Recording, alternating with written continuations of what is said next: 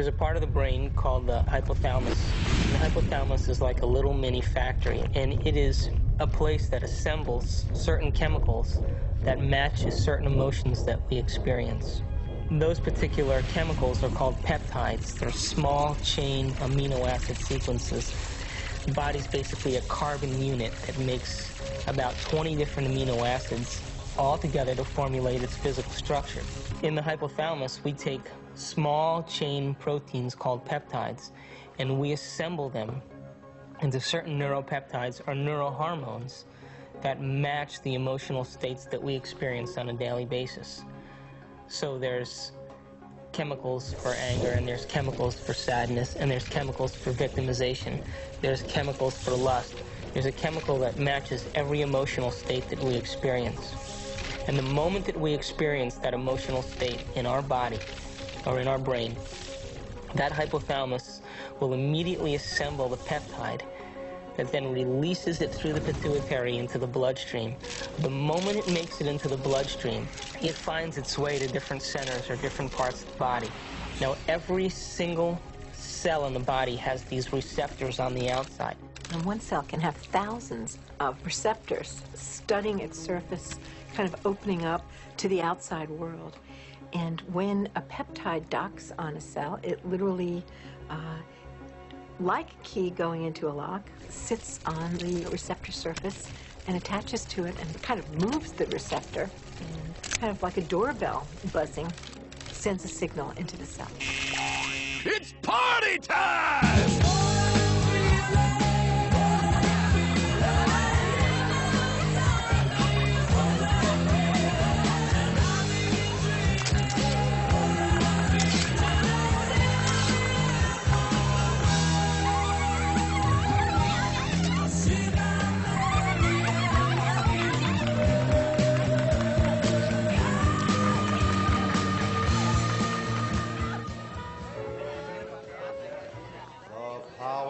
What happens in adulthood is that most of us who've had our glitches along the way are operating in an emotionally detached place, or we're operating as if today were yesterday. What is it? Mixed.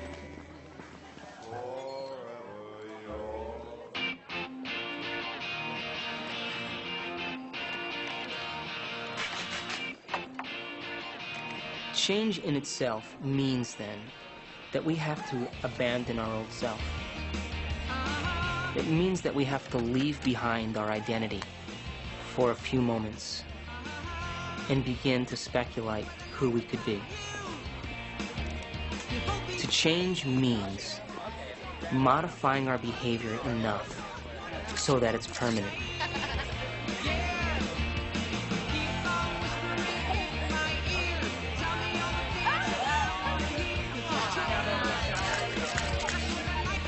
Our experiences color what we know. So there is no completely objective appraisal of anything, because our appraisal of everything has to do with our previous experiences and our emotions. Everything has an emotional weighting to it. We've gone from emotions being these spiritual, immaterial things to things, they're not even things, to actual molecules with molecular weights and peptides with sequences and structures. Science knows now that the hypothalamus makes neuropeptides, and those neuropeptides are strong chemicals. Well, here's the story of the peptide in the cell. The peptides find the receptors and dock onto them and stay attached. Then they come off, and then they can come back on again. And while they're there, they are changing the cell.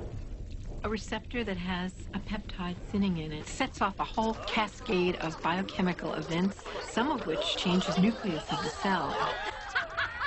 Each cell is definitely alive, and each cell has a consciousness, particularly if we define consciousness as the point of view of an observer. There is always the perspective of the cell. The cell knows where it is, the cell knows where it's going, the cell knows what proteins it's making, the cell knows whether it's about to divide or whether it's in a program to stop dividing. In fact, the cell is the smallest unit of consciousness in the body. I'm hungry. The cells are yelling up to the brain saying, we haven't gotten our fix today. And it's going to start sending impressions to the brain, and the brain is going to start to formulate imagery. It's going to sound like voices in our head. I'm hungry. To think of a reason why we should be depressed. Hungry. Think of a reason why we should be confused. Think of a reason for our own suffering. And the body is going to be telling the brain that it's not getting its chemical needs met.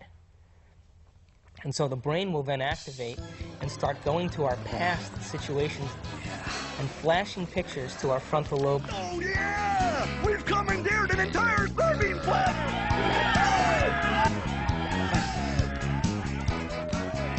Yeah! Keep it coming! Keep it coming! Oh, yeah! Well, my definition of an addiction is something really simple. Something that you can't stop. We bring to ourselves situations that will fulfill the biochemical craving of the cells of our body by creating situations that meet our chemical need. It always happens to me. Why? So my definition really means that if you can't control your emotional state, you must be addicted to it. Oh, it's ruined everything. The people that we really love are people who are willing to share our emotional needs, our feelings, whatever they are.